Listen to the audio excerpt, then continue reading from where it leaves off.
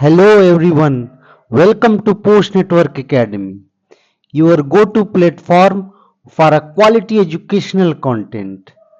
I am Bindeshwar and today I will walk you through how to calculate the variance of a continuous frequency distribution.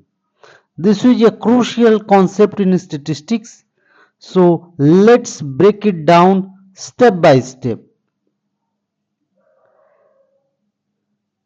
But before going on the topic, you can visit website www.postnetwork.co, YouTube channel page, Facebook page and LinkedIn page for a more quality educational content. Now let us move on the topic. So here's our frequency distribution table.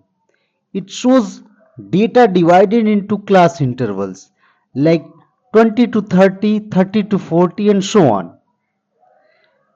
The column Fi represents the frequency or how many data points fall into each interval. That means 20 to 30, 3 data points fall inside this interval.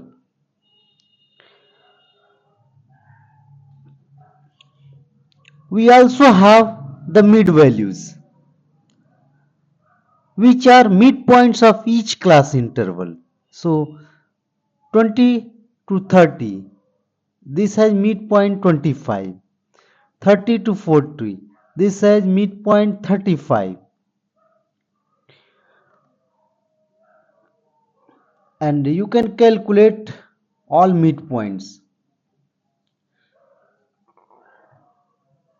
Now what we are going to do, we are going to calculate ui. Basically we are going to transform xi into ui so that calculation would be easy.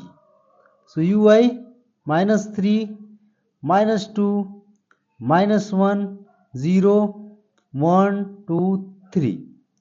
Here a is 55 and h is 10. That means you are subtracting a, which is 55, or you can say that it is an assumed mean, and h it divides, and basically this is a class interval.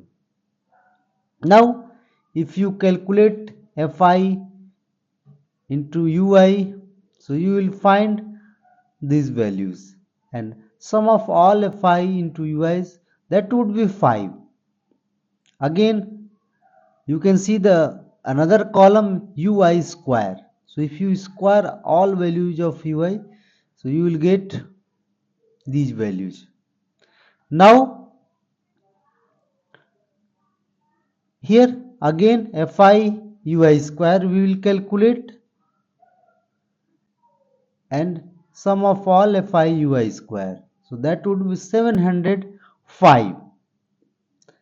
Now here fi ui sum is 5 and fi ui square is 705. If you see the formula, so in many videos I have used it.